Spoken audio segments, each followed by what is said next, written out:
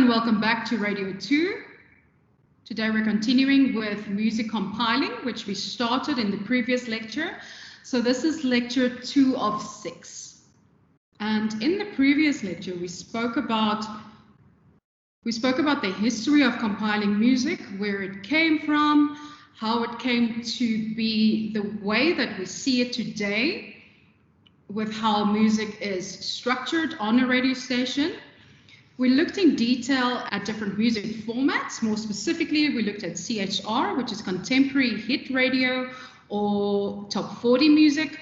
And within South Africa, we said there's only one CHR radio station left, and that's 5FM. You still get it under campus radio stations. From a commercial point of view, it's only 5FM. And then we looked at all the different categories of CHR music, after which we looked at AC, which is adult contemporary music formats. And we looked at examples within South Africa, and we said there are quite a few AC stations in South Africa under the different breakdowns, because the same as CHR, there are different breakdowns underneath AC stations. For instance, Metro FM can be seen as a hot urban AC station versus 947, which is simply a hot AC, versus Jacaranda, which is a soft AC, for instance. And then we briefly looked at urban music formats. And that brings us to today's lesson, which is more specifically about playlisting. So if you want to follow along, you can turn to page 173 in Next Level Radio. Okay, so like I said earlier, we discussed the basic system of 2 boxes or 2 categories used to create playlists at a radio station in the 1950s. This method was originally used to create a system that rotated the current hits of the day. Eventually, these 2 boxes became more plentiful, depending on the format, and it slowly became a huge administrative burden to program and to keep track of all the songs and the rotations. This burden was lightened by the introduction of computerized music scheduling systems, such as Selector from RCS or Music Master, a German music scheduling product. These systems offer a range of options. However, these music programs are primarily driven by the following sets of data. First and foremost, electronic data. This data includes not just the title and the artist of the song, but several other pieces of information, including the song's duration, the length of the intro, the texture, the tempo and era, as well as whether the song features male or female vocalist, or whether it's instrumental. Some tracks can also be labeled as good hour starters, which kick off an hour of programming in the right style of tone, while others might have scheduling restrictions, limiting them to being played only at certain times of the day. You might want to know what type of songs can only be scheduled at certain times of the day. It might be songs that contain, I don't know, profanities or a lot of swear words, okay, that you would probably only have late at night. In addition, this essentially compromises a song database that will contain the copyright details required for accurate reporting to the collection societies, okay? So the global bodies that license copyrighted works on behalf of the artists, because you need to submit a list of all the songs that you've played on the radio station to SAMRO, because obviously the artists need to be played for those songs. So secondly, tracks for specific slots of the programming clock. These are required for music slots in the programming clock for each hour of the week. This includes the specific category, style, or era of music that would be acceptable, and the musical limitations that may be placed on that slot. And then third is the scheduling rules. Okay. These rules are applied to all programs. They instruct the scheduling system to, for example, avoid playing 2 songs by the same artist in the same hour. These rules also specify minimum repetition intervals for songs in different categories. So, for instance, A-list or B-list, and different eras. The program can also be asked to avoid playing a song in the same day part. So a radio term that refers specifically to certain parts of the day, until it has been played at a specific number of other times of the day. And it's asked to consider, for example, the previous Friday's music schedule when devising the music for the following Monday's programs. Depending on the station format, the program can also ensure that appropriate quotas of music are always included in a specific time period. Let's say, for instance, you have a specific number of South African songs that you need to play. You can also put this in there.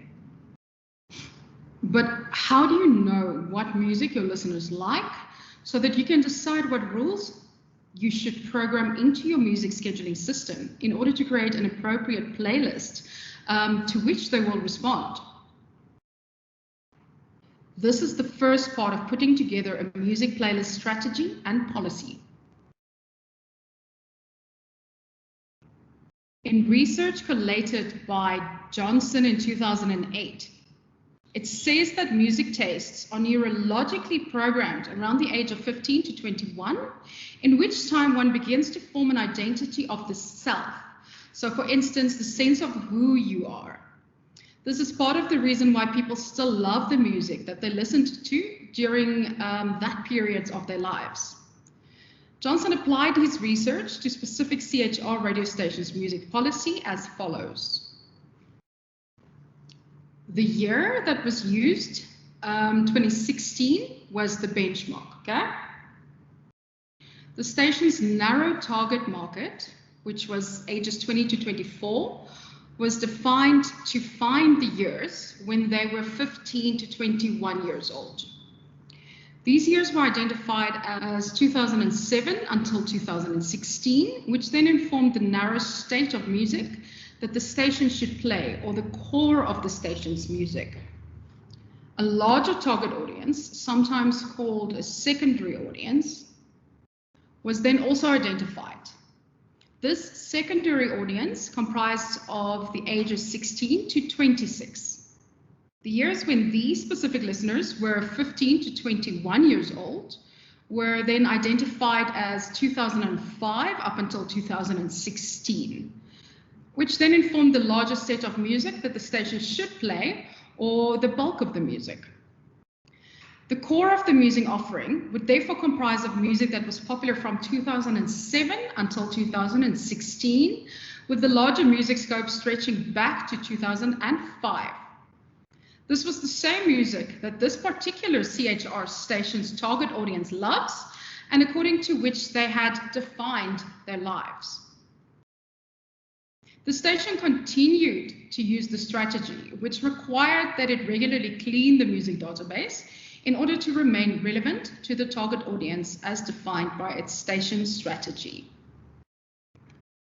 In Feb 2013, Thomas Geiger wrote a case study after which he was approached by a music director of a local Serbian station in Eastern Europe. The music director asked for advice on how to reorganize the music database and format clocks in order to obtain a more structured music playlist. So what we're doing now is we will use this case study to help show how to playlist a music radio station. Okay, so we're going to do this in relation to the three sets of data that has been discussed. First and foremost, analyze the radio station and firstly, analyze the radio market and station. Every playlisting exercise needs to start with an in-depth analysis of the target market and the audience's needs. This can be done using market studies and secondary research. Market studies usually indicate the market's favorite genres or music from specific years. However, if a radio station cannot afford to do its own market study, it's a good idea to use secondary research that's already available, okay? So then you don't have to spend any money on extra research. From the case study of Geiger in 2013, We will begin the process by looking at the radio market, the radio station, and the music format of the radio station. So the station is a local Serbian station. It broadcasts in a small city with approximately 260,000 people, and it targets young adults from 25 to 45 years old. The format then is a Christian adult contemporary station, so where they play different types of pop music, so soft pop, pop, and pop rock. The music mix is both domestic and English songs, both gospel and secular music. Number 2, review the music library and categories. So if the station is not new, it's important to look at the current library and available categories in order to get a good feel for what is currently taking place. Geiger mentions that the Serbian radio station often played non-stop music and had a very large music library with over 3,800 songs in the English language catalogue alone. So I don't know if you remember, but we spoke about it in the previous class where we looked at the amount of songs an average AC radio station should have.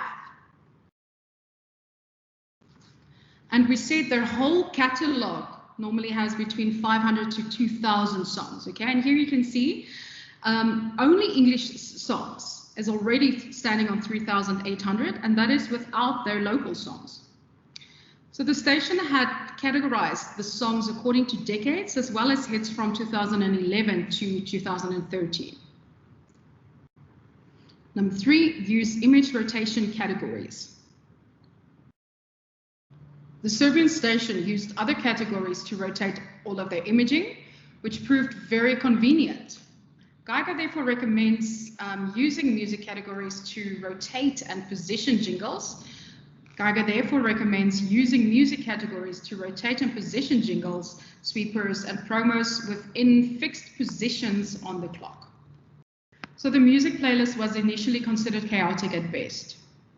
Keeping in mind that their music the music that they playlisted was from 1950s all the way up until pretty much, well, up until 2013, while they were aiming their station at a target market of 25 to 45-year-olds.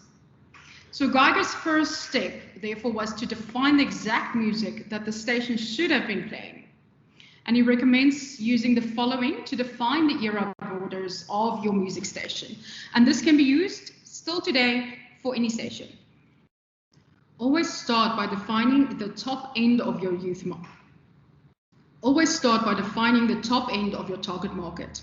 In this case, the Serbian radio station's oldest target was 45 years old. Then, considering the psychology that we are all very nostalgic in our tastes, and we usually define those tastes when we are teenagers, don't go back much further than 35 years in music history. The formula then is for this year's era border. The age of your oldest target listener minus 10 years equals the number of years that you go back in the library.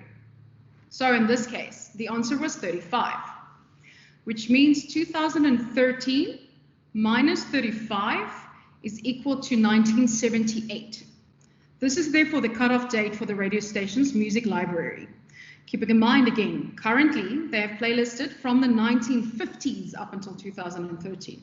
So that means they need to go and remove anything from 1950s, 1960s, and the oldest songs that they can have on is 1978. Number 4, play mass appeal songs only. So once you've established your era borders, it's important to collate a list of songs that reflect these era borders. The most popular songs of these eras need to be considered, meaning those with the biggest appeal. Here, auditorium music tests should be used to help gauge appeal, particularly in recalling the memory of certain tracks and to create a library or category of music that the station will play. I don't know if you recall, but we spoke about auditorium music tests in detail right at the beginning when we did research, because we looked at listener research, but we also looked at music research. And auditorium music testing was one of the things that we looked at with regards to music testing. Number 5, limit the number of categories. So what we're going to do next, after we've done our auditorium music test, is that we're going to pinpoint the exact or the core target market. This will help to define the size and the rotation of the new categories. Again, if your target audience is younger, you tend to have a smaller playlist. If they're older, you tend to have a larger playlist. So in this case study, the core is 35 years old.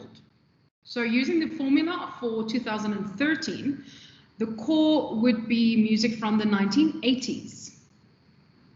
Geiger also mentions that it would consider shifts in pop music culture, such as the movement when a new music cycle begins by analyzing the market's music history. Next, Geiger recommended the following categorization key for the Serbian radio station. A, primary currents, so high rotation, big hits, or songs on the way up. B, secondary currents, the more low rotation songs, new music, or songs on the way down. R for recurrence, so best of former current songs from 2011 until now. Then there's a D1 and a D2. So D1 is the domestic classics from 1992 up until 2010. D2 is domestic classics from 1991 and earlier. Then you have foreign classics, F1 and F. Then you have foreign classics, F1 and F2. F1 from 1992 up until 2010. F2, 1991 and earlier.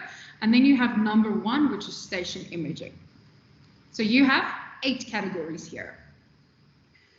The reason that the core has shifted in the case of this study from the late 1980s to the early 1990s, or 1992 to be exact, is that this was when electronic music became popular.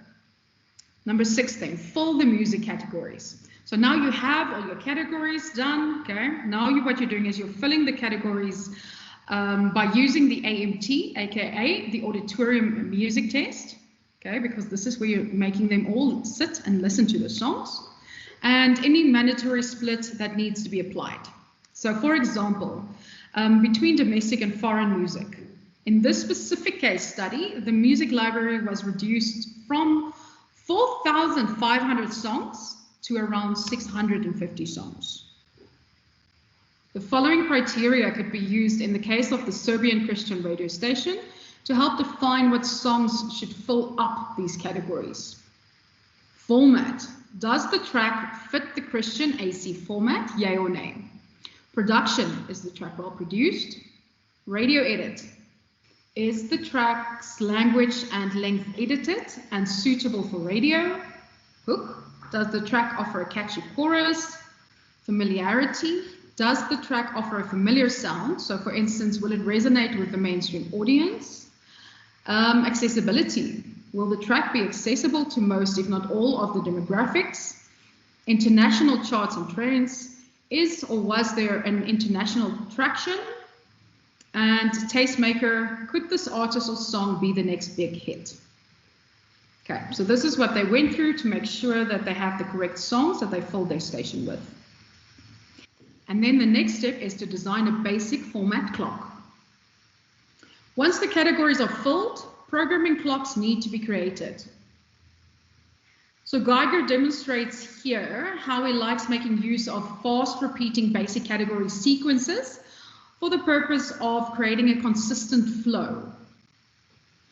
This image then represents a basic format clock, just instead of an actual clock, okay? So on the left side, you have TOTH, top of the hour. The right side, you have BOTH, both bottom of the hour, okay?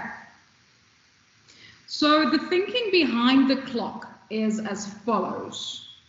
The clock has 3 currents, 3 recurrents, 6 younger classics, and 4 older classics. So the majority of the songs are familiar to both the 25 to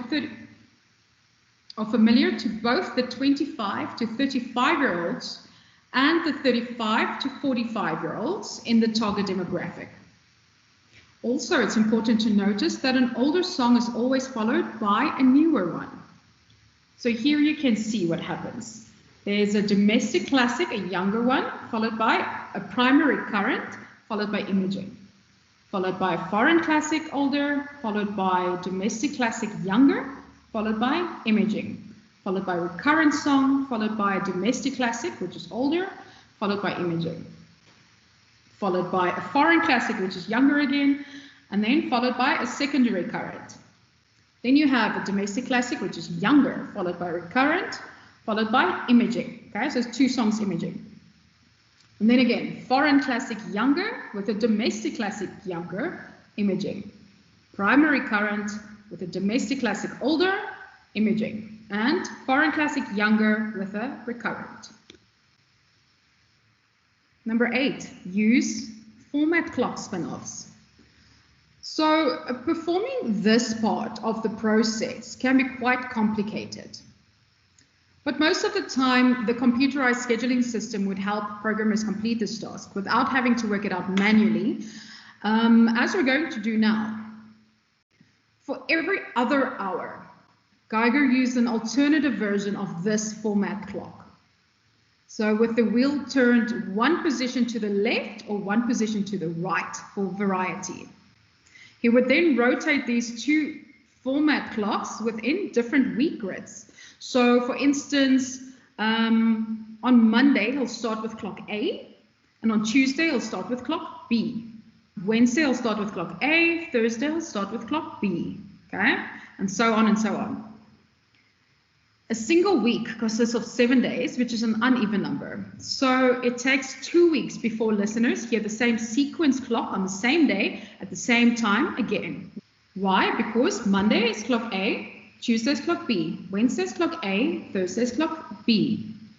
Friday's clock A, Saturday's clock B, Sunday's clock A, Monday's clock B, Tuesday's clock A, Wednesday's clock B, Thursday's clock A, Friday's clock B, Saturday's clock A, Sunday's clock B, and then that Monday you only have the same clock again, right, in the same time channel. So clock A once again there. So every 2 weeks you find the same format. It's important to look at the number of songs in the categories. The only tricky category in this case study is the one for current hits, okay, currents. So for example, the primary A currents are scheduled twice an hour. The even or the odd rule tells us that we therefore need an uneven number of these power songs. So for the Christian AC format, 7 A songs might be good. This causes a top hit to surface every 3.5 hours. 5 songs result in 2.5 hour separation, and 9 songs then create a 4.5 category turnover, which results in there being too much time between the audience's favorite hits. So the number of songs per category is extremely important. And then finally, number 9, set up rules in the scheduling system. This is the last set of data mentioned. Scheduling rules can and do apply to the following: different programs, different hours, different day parts, different days of the week, avoidance of playing one song in the same day part until it has been played a number of times, a number of other times of the day, and quota requirements. An example of quota requirements is, for instance, the public broadcast service radio stations that are owned by the SABC or South African Broadcasting Corporation that requires at least 70% locally made music to be played out on the station's total playlist. Such rules Such rules typically require the computer system to avoid playing 2 songs by the same artist in the same hour and specify minimum repetition intervals for songs in different categories. So for instance, the A-list, the B-list, and different eras. Okay, so in essence, following these 9 steps and including research and any other data points where you can will help any new radio station set up a playlist and a rotation that will be of value to their audience. Let's just quickly recap these 9 steps. So first and foremost, you analyze the radio market and the station.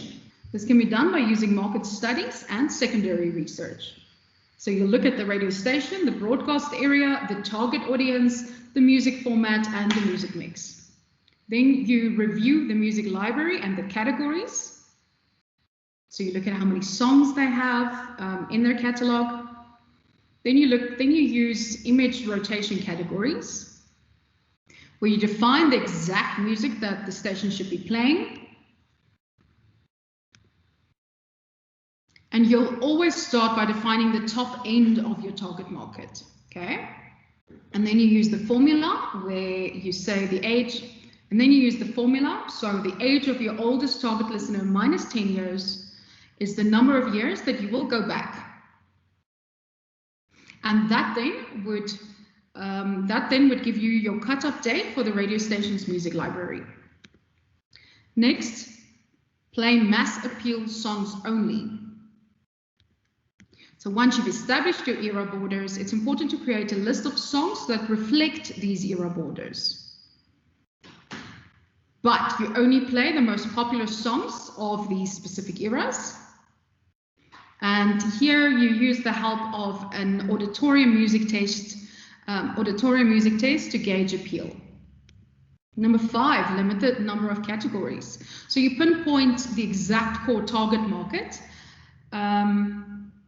And then you put down, and then you categorize. Next, you need to fill the music categories, okay? And here again, you use the AMT, so the auditorium music test.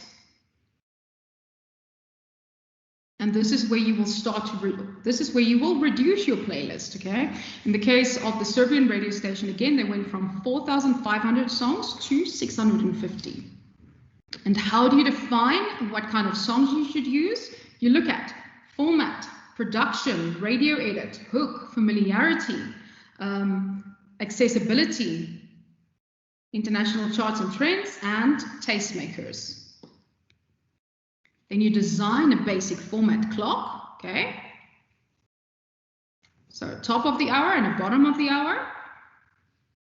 And then you use format clock spin-offs, where you use alternative versions of the format clock for variety, okay? And then finally are the rules that you set up on the scheduling system, which are extremely important in the day-to-day business, or which are extremely important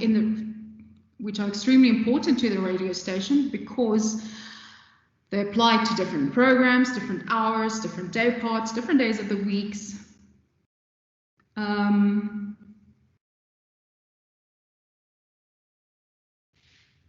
And quota requirements.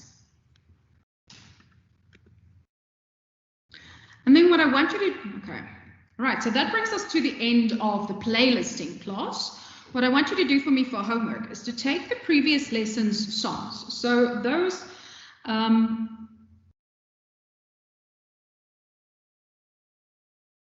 songs that you have for a CHR or for an AC format radio station, okay?